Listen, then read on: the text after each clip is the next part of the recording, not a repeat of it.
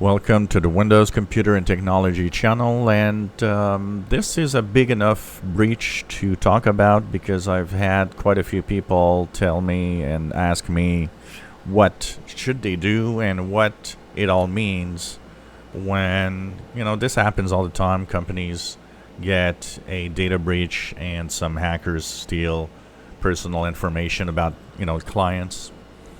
So according to T-Mobile, it's 40 million customers or personal information obtained not just from customers, but also past, present, and possible future customers.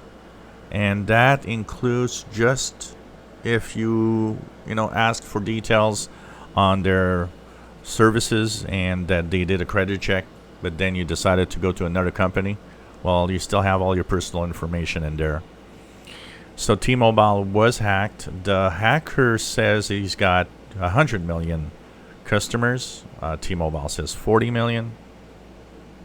What this contains is the full name, date of birth, social security number, driver's license, unique identifiers for customers' phones. So that's a lot of information, and it truly ups the possibility that you might actually have identity theft. So how do you deal with that, and what should you do?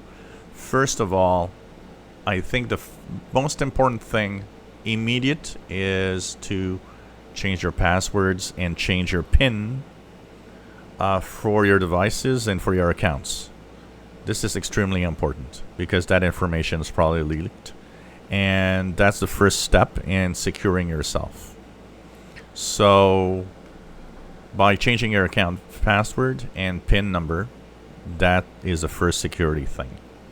The other thing that you should do is make sure that you check your credit reports, and that with the credit companies, you make sure that you actually, T-Mobile is giving 2 years worth of free credit security checks to make sure that no illegal transactions are going through.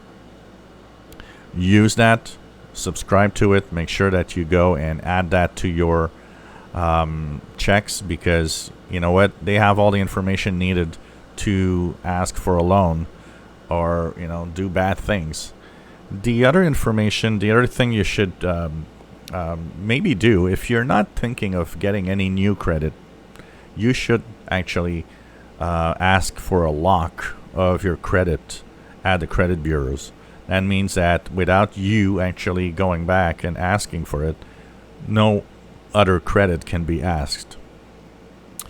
And in the future is another risk, and the other risk is of phishing scams using your personal information.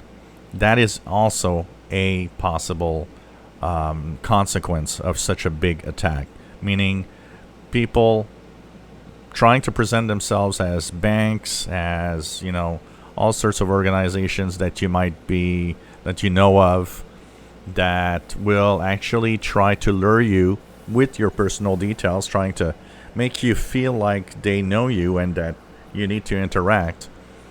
Will try, of course, to lure you into more problems and stealing money and so on.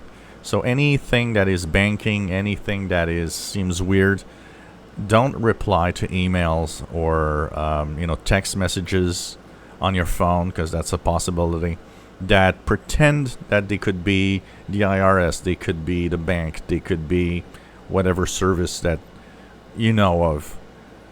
Just contact them directly by yourself rather than using any of those links that could honestly be phishing scams trying to steal money from you. But stay safe and be very open in looking at everything that's happening, especially with your credit, and don't fall for any phishing scam that could result from this.